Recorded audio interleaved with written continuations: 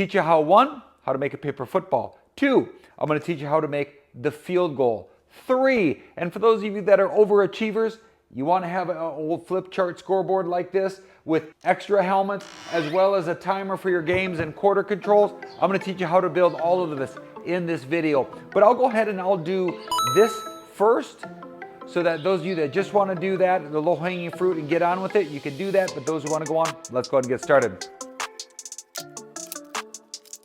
Hey guys, welcome back to the General's Workshop. One of the things that I want to do today is I want to build not only a project, but I want to help build your family.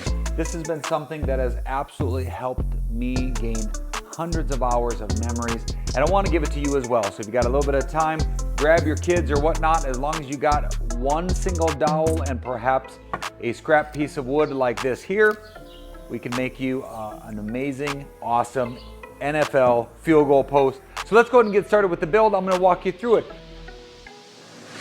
I've got all of these pieces actually cut. Now I want to go over this with you real briefly. So the original or the base piece, which is the one that extends here. This is just a flat on the bottom. So basically you're cutting that at a 90. And then this is also a 90 as well. Now, this one I did a little bit higher. I'm going to be honest with you, the measurements in my opinion don't really matter unless you are going to be doing the box, right? Because the box has the inner dimensions that you have to fit within, okay? So if you're just doing the flag, give yourself, or excuse me, if you're just doing the goalpost, just give yourself some freedom with this particular one. So again, trying to build this as we go, right? This first piece right here. Now, this one, the next one is going to actually be a 22.5, which is almost always, that's the angle. That's a preset on the circular saw. And then you're going to have, the next one are going to be 15. You do another one, 15, 15, right? And again, this one, you can vary it. I could have had a longer gooseneck. It would have been fine. Don't worry about it. If, oh, this is a half an inch, this one's the next one's an inch. Don't get lost in the weeds. It's not that important. So now again, that one's going to go down here, you can see, right? And then you just kind of start building your angle until you've actually got almost like a 90 degree, just like that. Hopefully that makes sense. You can start to see the formation of that. Now, the only part where this gets a little bit more tricky is going to be the next part, and that's where we're going to be using the wood dowels to assist with this as far as gluing it and giving it its strength, if you will, okay? So we'll get that, we'll get all this kind of glued up, and then we'll spray paint it tomorrow.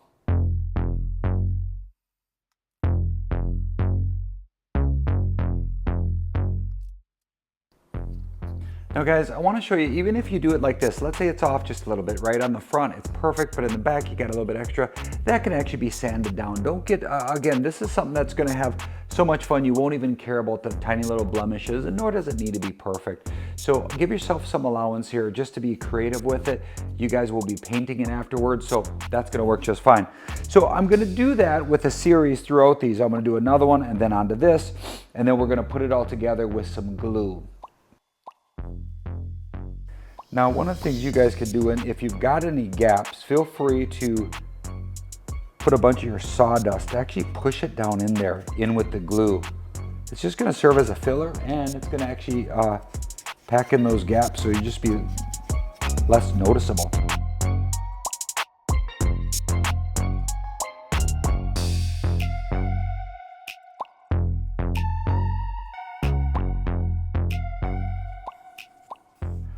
All right, guys, busted right through it. Cool. Pivot, let's keep going. There's nothing gonna be wrong with this again. If you wanna redo it, you certainly can. But I think what's most importantly, especially as families are looking at trying to put this together, it's okay. Just pivot from where you're at. Again, I'm gonna pack this with some glue. I'm gonna add a bunch of this sawdust back into it. Let it sit, and you're gonna see tomorrow, once we get that kind of sanded, then we spray paint these, you're never gonna know that. So with that being said, let's do the same thing to this side, and then that side, then we'll get it glued up for the night.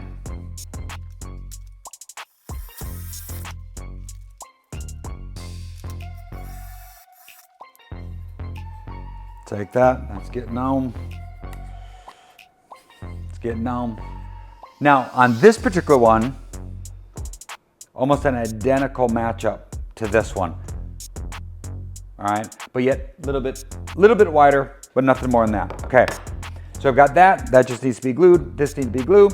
Let's get them glued, set. See you in the morning. Do you want to see the gluing? I always feel like that's just going to be so boring. Let's do it.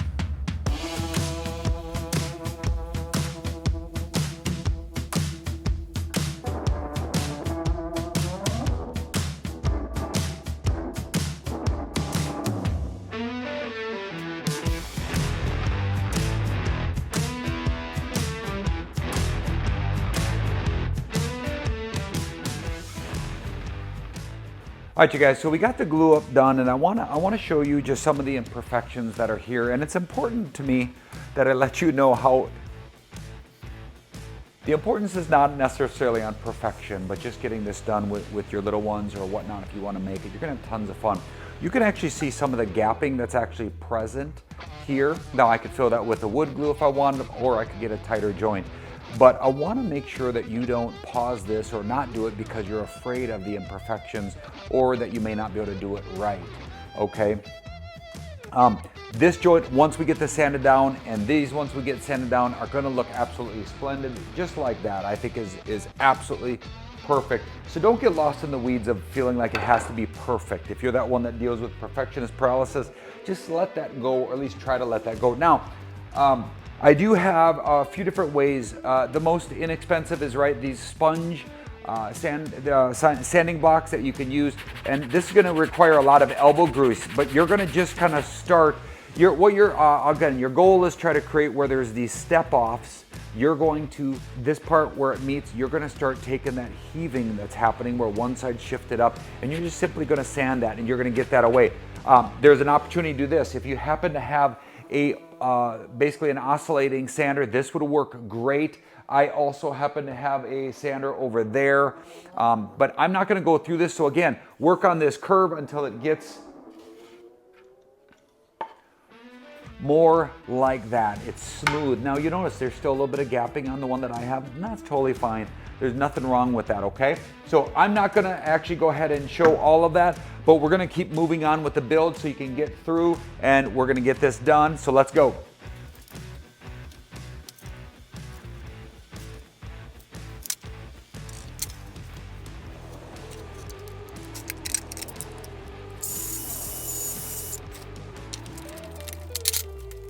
So now that we've actually got that little groove kind of cleared out, we're gonna, and I'll provide a link to these, but this is amazing. So this little bracket that I got, and I wanna show you, there's a triple arm action happening here. And what I liked about that is that it prevented it from rocking side to side, and it also gives me the luxury of putting it together when I need it, right? This one is in the exact opposite form of this one, okay? And that just kind of slides down on there, fits in that groove like that. All I have to do is work it down. It goes in fairly easy. Again, little bit of a side to side, but nothing too bad, right? So this, fairly inexpensive. In fact, I'll have a link to this down in the description, as well as a link for the that dowel set. If you haven't gotten a dowel set and you do want to try to do a lot of different projects, whether it's birdhouses, whatnot, those come in super handy. So I'll have a link for that down below as well. Okay, so with that being said, all that you have to do, let me just kind of show you this, is you're going to take this piece here, and you're simply gonna mount it. Now I would pre-drill each of these, of course, pre-drill and then insert the screws and then make sure those can go in together. That's all set. Okay, let's move on.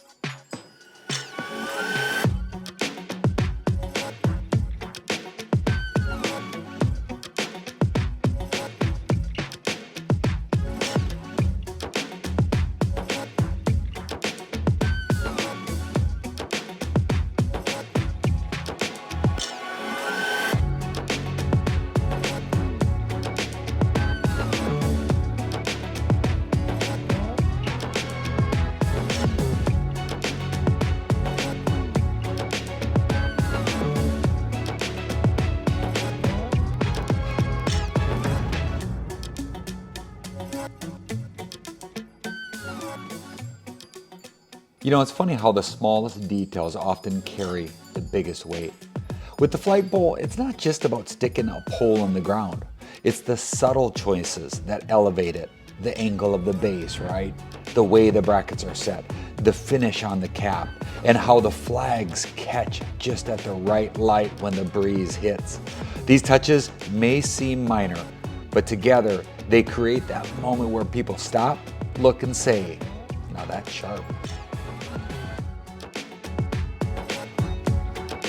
Now guys, when it comes to the base of that flagpole, it really does not matter. I would take any scrap that you have. The only thing that you really have to be concerned with is that it doesn't tip. So right, it's got to be long enough so it's not going to tip front to back, and it's got to be wide enough that it's not going to rock kind of side to side. And now as I start the case, this was something that honestly is totally unnecessary, but at the same time is absolutely necessary.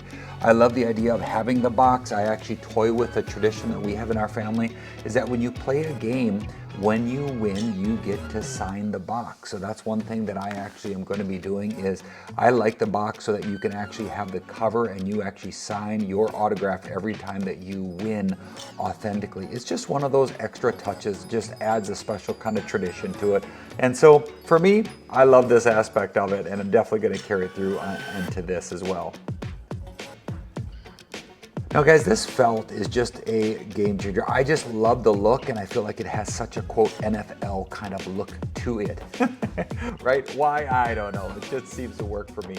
But I got it all put together here, and now I'm going to actually get everything kind of painted. I won't show you all of it, but I definitely want to just show you a little bit. I'm using spray paint here as opposed to regular paint. Why? Just because it was easier and it was a little bit faster. Now with all of it put together, I'm just going to kind of start gathering braces. I'm just going to cut them to fit, you know, mill it down a little bit until they're totally secured with these brad nails, and then I can go ahead and I can put all of the different helmets inside of it. And again, the helmets are just a small detail that just adds a lot. And I'll tell you what, when we played this for the first time and I had individuals over, they just absolutely loved the fact that they could choose their team. There is something about that that just brings out a whole new level of competition to it that is just absolutely superb. And then of course for me, as I built this, for me, and this is especially for you if you're looking at it as well, make sure you build your cage for it to the dimensions that match your flagpole. And then a couple of things that I'm using here that just made everything just a lot easier is going to be a couple of jigs, and these are both from Craig. And you can see down below, if you look in the description, I actually have it down there if you want to look at getting these. And again, if you're going to make this game, or if you're going to be continuing your adventures in cabinet making or anything of that nature, I tell you what, these are absolutely must-haves that just streamline things, especially if you're a beginner and you don't have that skill set yet. These to me are just imperative.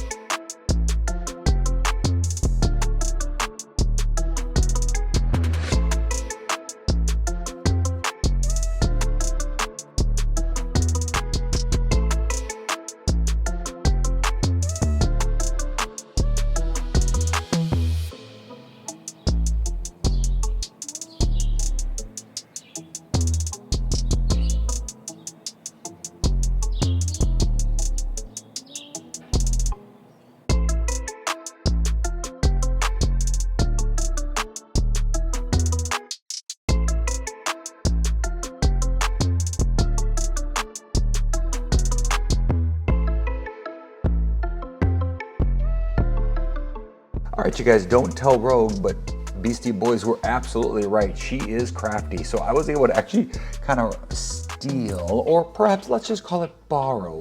Borrowed some supplies here, and I tell you what, I've used this stuff more times than I would like to admit, but actually having access to the stickers, and then obviously this is a little bit of a thicker cardstock than paper, just to give it a little bit more heft to it, if you will. And so I'm just kind of going through and doing my 0 through 9. I'm gonna lay them out here, and then as you're seeing, this is a laminator. Man, you can get this laminator on Amazon for pretty inexpensive. Then you can buy these sleeves. I think they call them a sleeve, but you basically just line up your letters, and then you're gonna put it back together. You're gonna warm up the machine, and then lo and behold, when it's all ready, the light will change, turn green, and then you can go ahead and you can feed that. It is a slower process, but it works well if you want to try doing laminating at home. And then of course this cutting board just comes in clutch. I can't imagine doing this all by hand.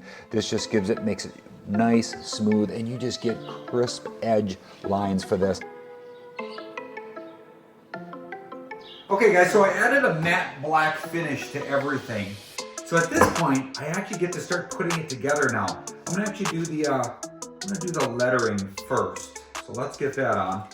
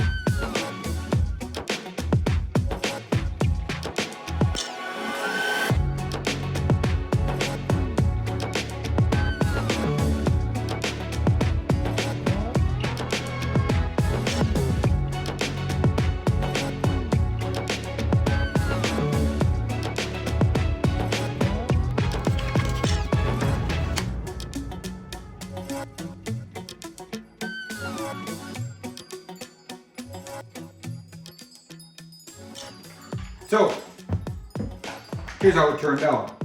When two teams are competing against each other, you're going to have the home team, which you get to pick your team. And you can put them up there. We've got the helmets for all of them. So when it's off on the display,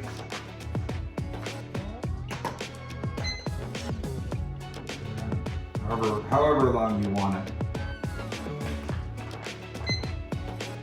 And then you set your quarters, and then you'll play, keeping obviously score. You can flip chart as you need to, and either until the game's over, or the first one to hit triple digits is going to be the winner. I'll make a kickstand off the back of this so that can actually lean off to the side. That's pretty cool, huh? Yeah, check that out. That's pretty cool. Again, it's got full timer. You've got the teams that can switch. You've got an actual timer, a quarter indicator for keeping track. That turned out really good. Loving that, loving that. All right, now let's finish off. So guys, if you're into creative builds like this one, then I've got one you have got to check out. It is my hidden dartboard project, and honestly, it might be one of the most cleverly disguised dart setups on YouTube. And for some reason, it's gotten far less clicks than what it probably deserves. So do a brother a favor, check it out, leave a comment, and keep the good vibes going, guys. Shoot dang. I am loving this. Hey, have a great day. We'll see you on the next one.